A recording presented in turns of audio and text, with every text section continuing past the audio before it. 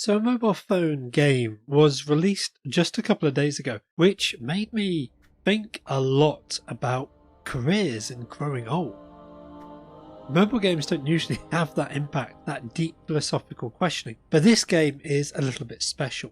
I came across it because a video game news website I follow linked to it and said this game has been developed and released by Yuji Naka, who was the original programmer and therefore one of the key original creators of Sonic the Hedgehog.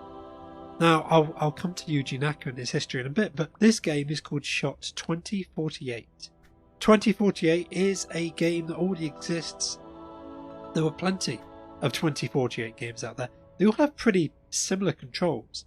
You just double numbers. You bring two tiles together to double them to create a number that's double. 2 becomes 4, 2 4s become 8, 2 8s become 16, 2 16s become 32, 2 32s become 64, etc, etc, etc. Your target is to bring tiles together to get to the number 2048. And this game takes that style, but it does something slightly different, which I thought was a really nice twist. You're no longer matching tiles, you're spinning balls. This is like a pinball table, or not really, but you're firing balls up into this field at the top, where the goal is to collide two balls together, and if they hit each other, they'll magically combine to create a bigger ball of the said number with greater mass and density.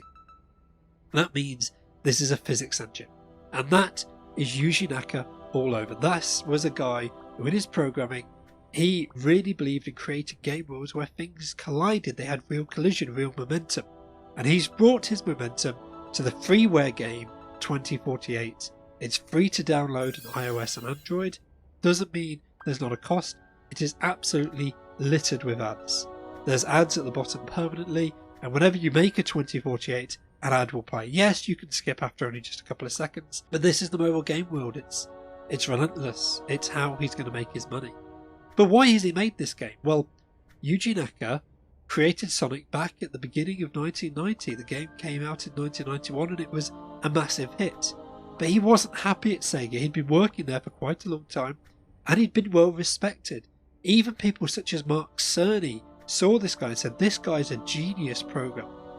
So Mark Cerny, by the way, for anyone who doesn't know, is the man who created the PlayStation 4 for Sony.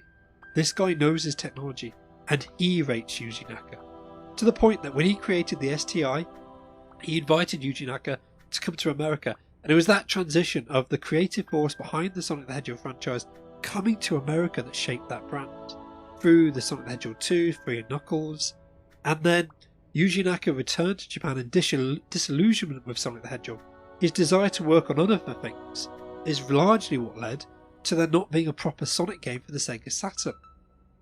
There nearly was one, but Yuji Naka's arrogance and refusal to let other people mess with his technology and his distaste for American developers meant that the rug was pulled under a fairly promising looking game on the Sega Saturn. Instead, he led a team in Japan this time and made Sonic Adventure for the Dreamcast, and then worked with Sega, and this really was the peak of his career. He was quite a senior position in Sonic Team. He was back in Japan and he was getting the respect that he thought he deserved when he was there previously. During this period, Sonic the Hedgehog was no longer console bound. It was moved between a lot of different consoles, and Yuji Naka got to oversee a lot of different projects, even ones that never bore his name. Sonic Team went through a very creative period. Whilst some of them were working on the Sonic franchise, a load of them were doing side things, like one very weird game from late in his career at this period is a game called Project Rob in Japan, or Feel the Magic XXXY. It was inspired because when a group of Japanese male developers, I assume, saw the Nintendo DS and the stylus, they thought, oh, rubbing the stylus up and down the screen, that's a sensual motion. Maybe you could use that to attract, maybe a man could use that motion to try and impress a woman. And it's not a sensual or sexy game, it's actually incredibly innocent and quirky. But Yuji Naka's not credited on that game, but I've seen the interviews. I know he was very involved in the programming and the design of that system. But around the Sonic the Hedgehog 15th anniversary, during the really stressful production of the Sonic the Hedgehog 2006 game, he quit Sega and formed his own studio, Prope. And again, we're back to the theme of this guy who loves his mechanics. Prope did some really innovative things. Imagine a game where you just tap the table that your mobile phone or your game controller's on, and the vibrations come through the table and it sees that as input. One of the best games from this period, Ivy the Kiwi, was all about sort of drawing lines across the screen to guide a character to their destination. But though he clearly had ambitions to grow Prope as a company, it never really took off. The biggest titles they released was a Digimon game that got very negative reviews, and then for the Nintendo Wii, a flying game should have been a really simple drop hat, use the Wii remote to control a flying character. It got shelved and the game was remade by another production studio for the Wii U, and that bombed. So Prope was never shut down, but it no longer has employees. It's just Yuji Naka's side company where he holds the IP for some of his odd creations. He got a job with Square Enix where he released Balan Wonderworld, which came out in 2021, and we'll probably never know how much of a disaster that game was due to COVID. It was produced in the 2020 pandemic, or just Yuji Naka's insistence that you keep things simple. And he's always demanded that. This programmer has always wanted things to be simple, much sometimes to the game's detriment. The mechanics, the programming, the engine behind the scenes, as complicated as you like. You want as much detail and solidity behind the game engine to make sure that what the player feels is as immersive as possible. But the game itself, single button controls, or just swipe a finger, the simpler it is, the more intuitive it is, the more happy Yuji Naka will be.